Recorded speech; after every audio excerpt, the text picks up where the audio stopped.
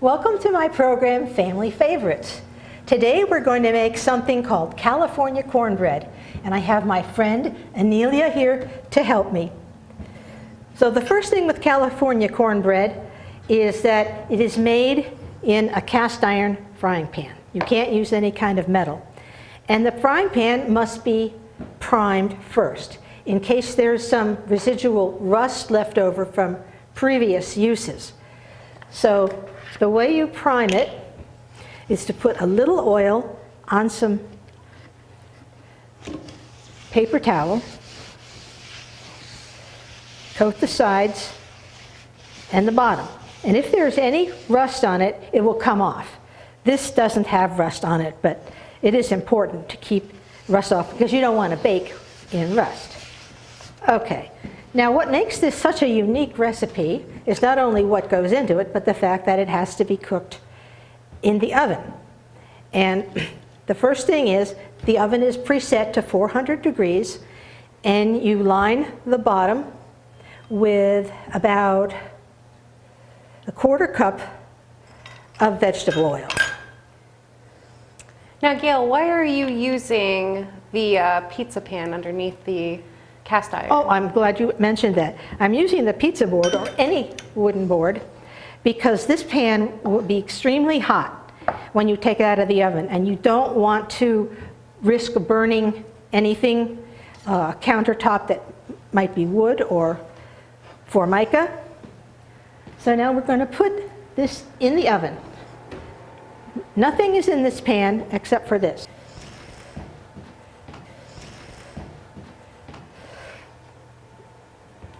And always hold it with two hands.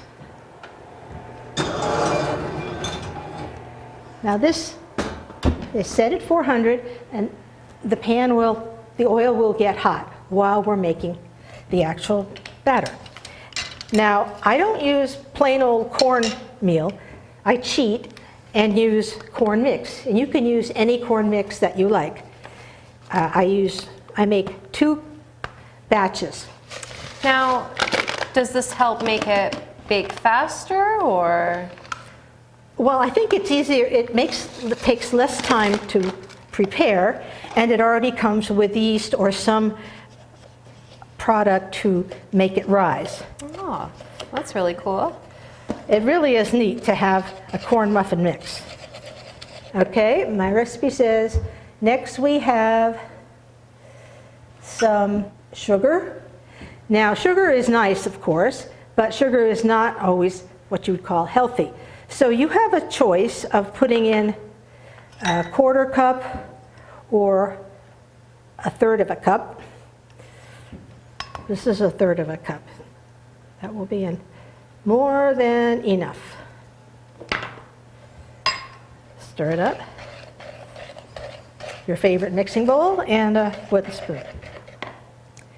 Next, it wants milk, a half a cup of milk. I have some milk in the refrigerator.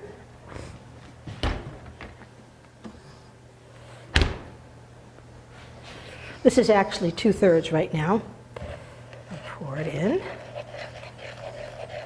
Nice little well in there.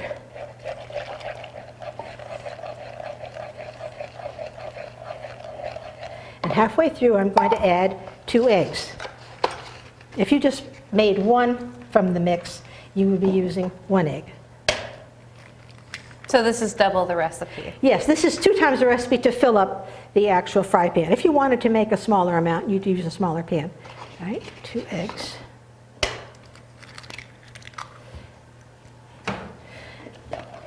Now, would you please read the ingredients that they request just with the mix alone? 1 egg and 1/3 a cup of milk, and just this. And you mix that together, and voila! I mean, pretty easy. Yeah, that's the basic recipe. But I just add a few more ingredients to make it a little fancier. Kind of make it your own. Personalize it. Well, what would cornbread be without real corn? I mean, we're going to add real corn too.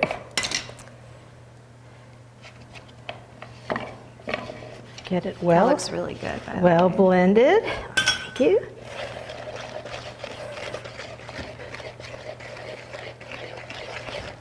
Now you have a choice when it comes to adding corn. You can use canned corn, the niblets. They're packed in water, and you have to drain all that water off to begin with. And sometimes you can even get it by one of the companies with a little bit of red pepper, which looks cute. And I don't know how much it adds to the flavor, but it's sort of nice. Now, It's a very nice color. I'm using the cream style corn. Now why are you using cream style? I like it better. I think it gives a little bit more body to it, but you can use whichever you prefer. However, when you do use cream style corn, you need to remember that you're adding more liquid, and therefore it might require 5 minutes longer to cook. There, so now we have the 3 ingredients that came on the box and 3 others. We just preheated the oven and Is it ready? now, it's all ready for us. Wow, that is fast. Okay, now this is, oh wait, we need butter. I knew there was something else. Some butter, 1/4 cup of butter, so I will, yes. This butter's been sitting around out of the refrigerator for a while, so it's a little softer. I feel like softer butter also makes the mix a little bit more easier. Yeah, it will blend better. Yeah. So there's 3 ingredients on the box and then the 3 extras. And of course, the butter, you don't have to worry about it because it's going to be melted very quickly. Yeah, I can see that now it's breaking down as you mix it in the batter. Now, this is the dangerous part, is handling this. First of all, we need to test to see if the oil is hot. And you know how we test for oil? The heat of oil? We throw water on oil, which is why you never use water on an oil fire. So you need to treat this with a great deal of respect. Get out of the line of range, and I'm going to throw a few drops. That isn't ready. That's not speaking yet. So not quite. What will happen? How will you know when it's ready? Well, it will sizzle and spark, and that's why you want to stand aside, or it'll come and get you in the face. And this is a dangerous recipe.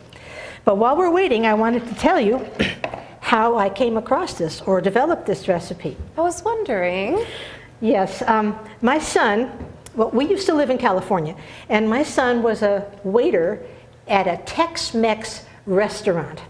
And one of the hors d'oeuvres that they would serve was freshly baked cornbread. It was in a small, maybe 6 or 8 inch frying pan, and they put it down on some wood in front of you at the table, and it was sizzling, and it smelled so good, and you just ate it up, and you were hardly even needed the real meal. So I said, honey, can you kind of sweet talk the chef and ask him, what is the secret of this recipe? When you have somebody on the inside, that's the way to go.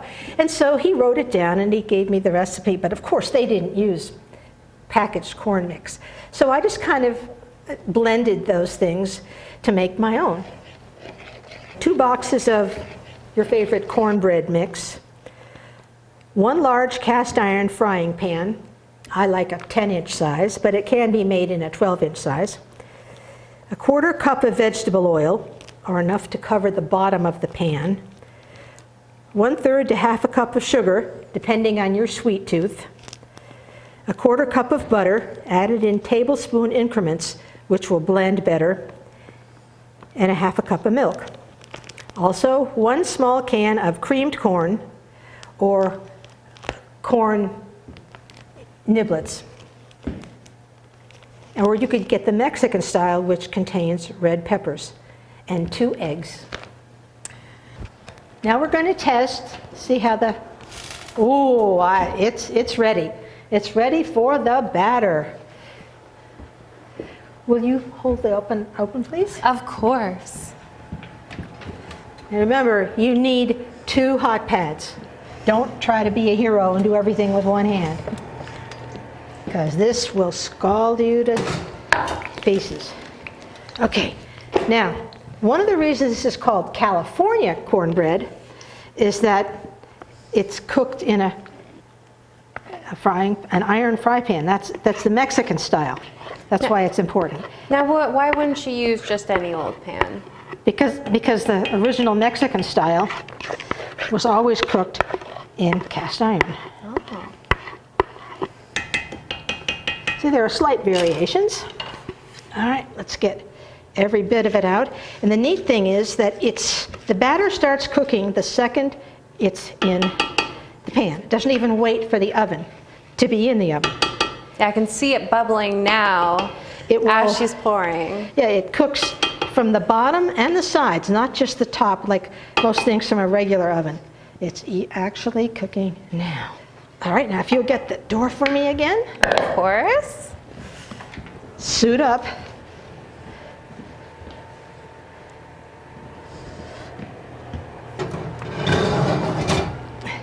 Now, how long will this bake for? Well, if you'd set it for 20 minutes, but it might need an additional 5. We will test it later.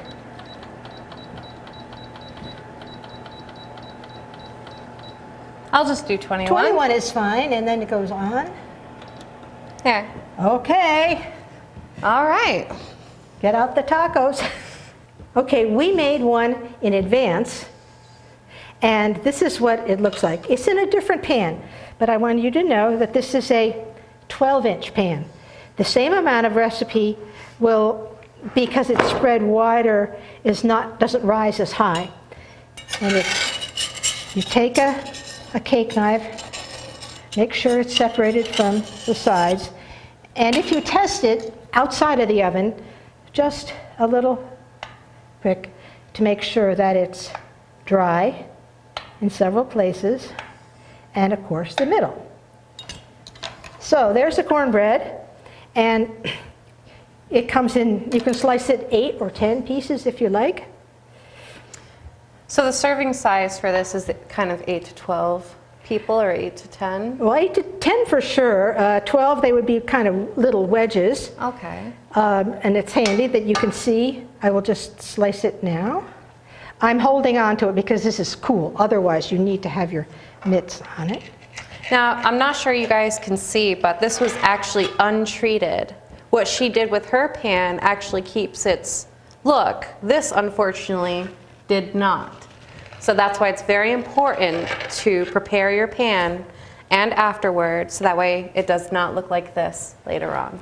Yes, you definitely don't want to be cooking in rust Yes. or oxidized iron. So I've cut it into quarters, and I can do each one Oh, that looks so good. into thirds. Of so course, this is excited. not as hot as, it's not steaming, of course. You can cut it as many ways as you would like. So, to review, what makes this recipe California cornbread is the additional ingredients, particularly the canned corn, and cooking it Mexican style in a fry pan, a cast iron frying pan. Cast iron, Yeah. yes. Okay, so I think it's about time that we dig in. Oh, yeah. I think we'll just do little samples right now. Okay. Remember, it will taste a lot better when it comes out all hot. Hold my hand real low so people don't. And if you're lucky, you'll find some little niblets of corn. I mean, it is called cornbread. Right? California Yeah. cornbread, okay. All right. Oh, that is so moist. It's not like dry like you'd find at the Thanksgiving dinner. It's just very, very moist. This cornbread goes very well with stews. Mm-hmm. Okay, This is really good. so that's the family favorite recipe for today. And I do thank my son for twisting the chef's arm to get the basic recipe. I hope you enjoy it. It's very good in autumn and winter. Happy cooking! Yep, thank you. Bye.